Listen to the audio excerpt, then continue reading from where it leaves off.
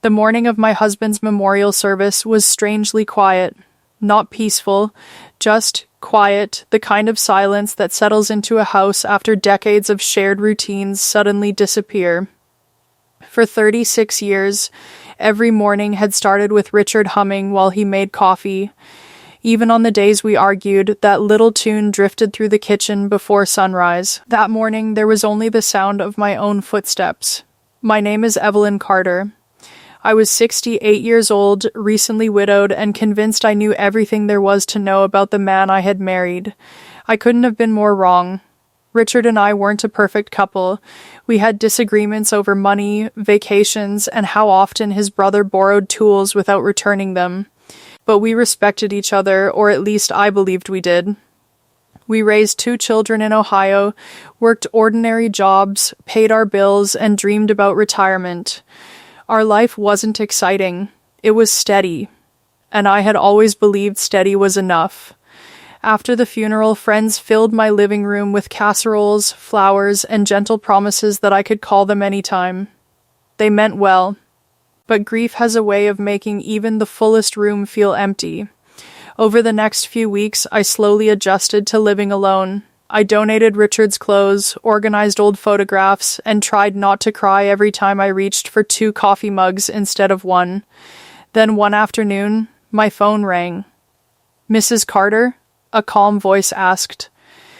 "Yes, my name is Daniel Foster. I'm the attorney handling your husband's estate. There's one final document Mr. Carter asked me to deliver personally. I thought we'd already signed everything. We have, almost." Something about the pause in his voice made my stomach tighten. "He specifically requested that this letter be given to you 30 days after his passing." "A letter?" "Yes, ma'am." "Why 30 days?" I'm afraid he didn't explain that. We arranged to meet the following afternoon. I barely slept that night. Richard had never been the mysterious type. He labeled storage boxes, balanced the checkbook every Sunday, and left notes reminding himself to buy birdseed.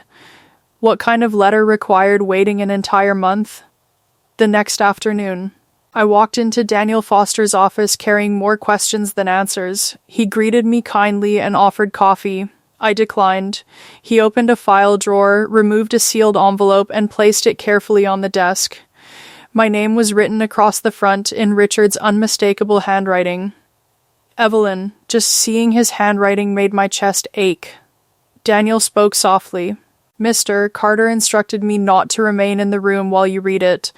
I'll be outside if you need anything." He closed the door. For nearly 5 minutes, I simply stared at the envelope. Finally, I broke the seal. The first line stopped my breathing. "If you're reading this, it means I waited too long to tell you the truth." I read it again. Then again. My hands began to shake. Richard continued, "You deserved honesty years ago.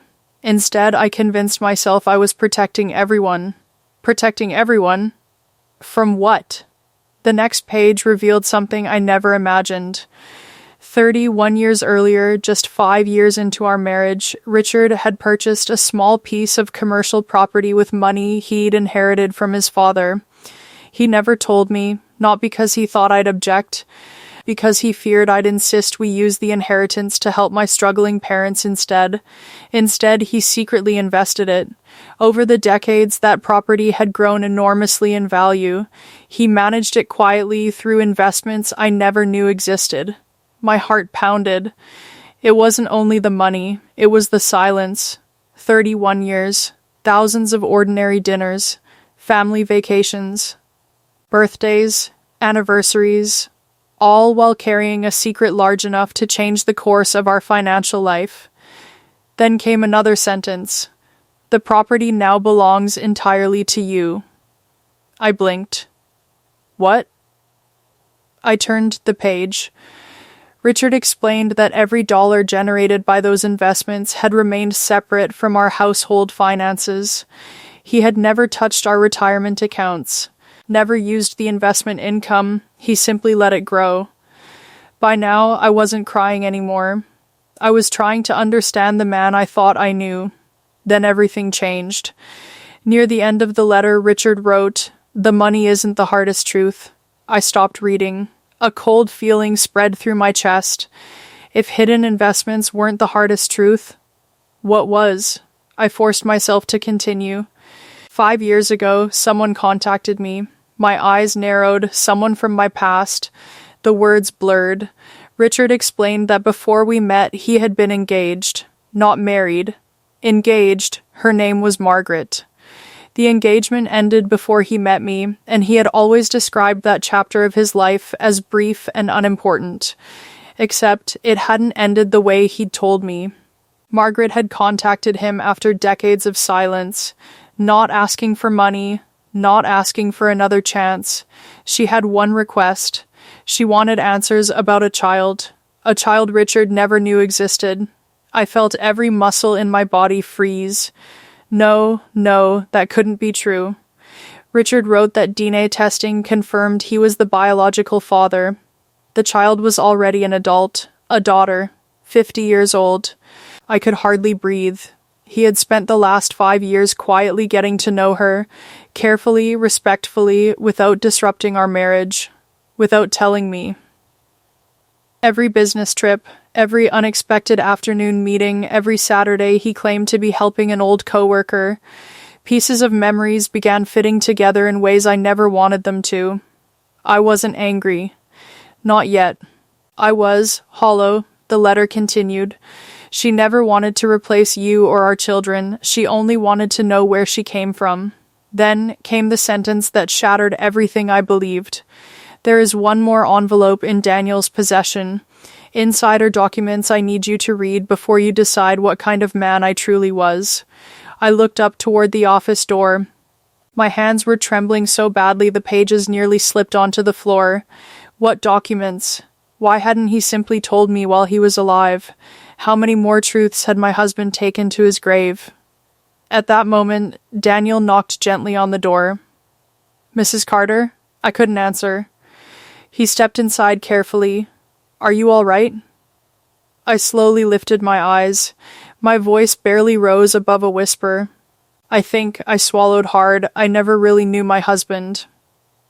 Daniel looked at the unopened envelope still resting on the corner of his desk. Then he quietly said the words that made my heart stop once again. "Mrs. Carter, I believe you should open the second envelope before drawing any conclusions." For several seconds, I couldn't move. The second envelope sat on Daniel Foster's desk like it carried the weight of my entire marriage.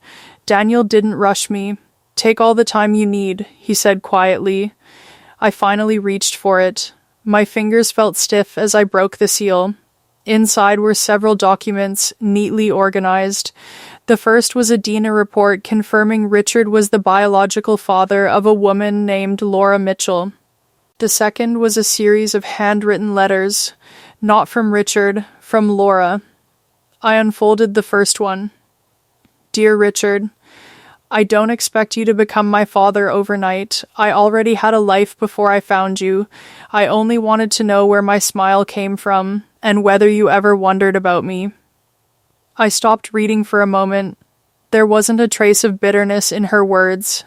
Only curiosity. Only grace.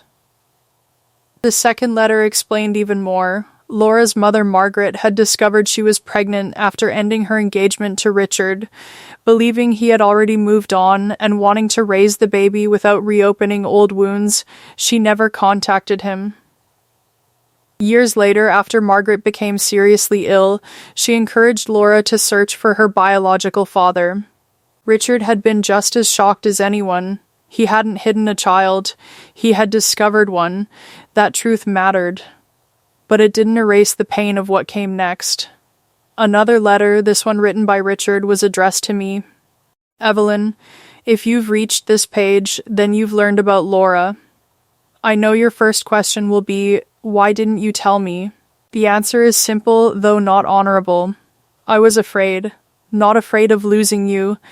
Afraid of watching disappointment replace the trust you've always given me. I wiped away tears before continuing. Every month I planned to tell you. Every month I convinced myself next month would be easier. It never was. Fear grows when it isn't faced. Those words settled deep inside me.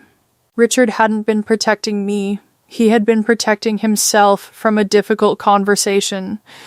That realization hurt more than the secret itself. Daniel quietly asked, "Would you like to know why he delayed giving you these letters?" I nodded.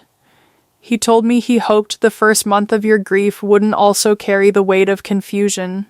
He wanted you to have space to mourn before asking impossible questions." I closed my eyes.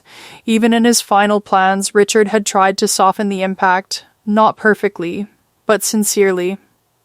A week later, I made the hardest phone call of my life. I called Laura.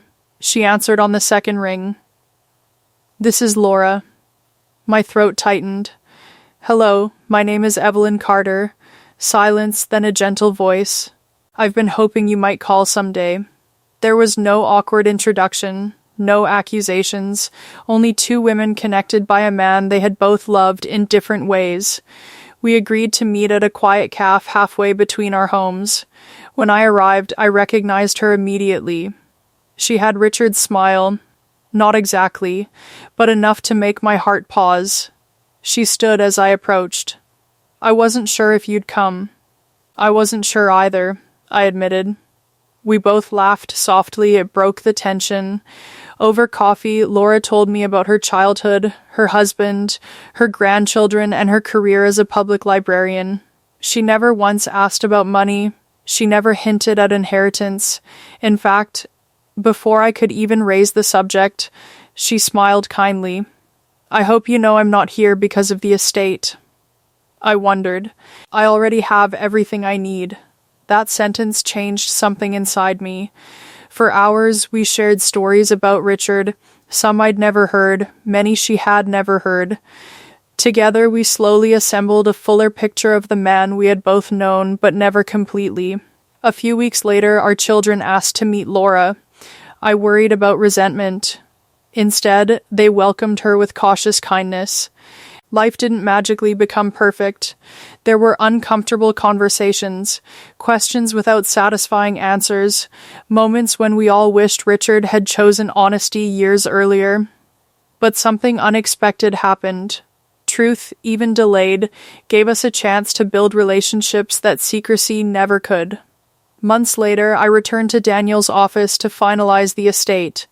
He handed me one final document. "The commercial property is now entirely yours." I looked at the numbers. It was more money than I had ever imagined. I thought about everything Richard had written. Then I smiled. I'd like to create something with it. Daniel looked curious. "What do you have in mind?" I spent years believing security meant keeping everything close. I paused. Now I think security also means creating opportunities for others. Within the year, I established a scholarship fund for women over 60 who wanted to return to school, start a business, or rebuild their lives after loss. The fund wasn't named after me. It wasn't even named after Richard. It was called the Second Chapter Fund. Because life doesn't end when the story changes. Sometimes that's where the best chapter begins. People often ask whether I forgave Richard. My answer surprises them.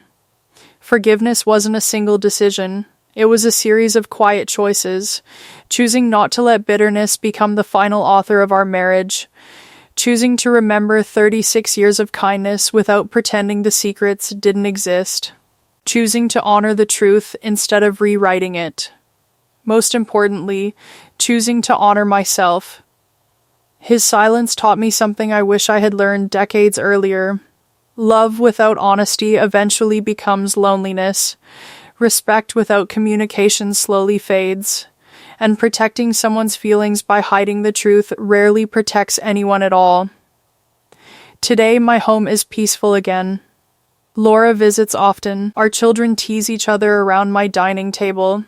My grandchildren know her simply as Aunt Laura. Every now and then I still miss Richard so deeply that it catches me by surprise. Grief never completely disappears. Neither do questions. But I no longer measure my life by what was hidden from me. I measure it by what I chose to do after the truth was revealed. Because dignity isn't found in having a perfect marriage, it's found in responding to an imperfect one with grace, wisdom, and self-respect. That is the inheritance I chose to keep. If this story touched you, please comment and subscribe. I have one question for you. If someone you loved kept a life-changing secret to protect themselves, do you think you could eventually forgive them? Let me know your answer below.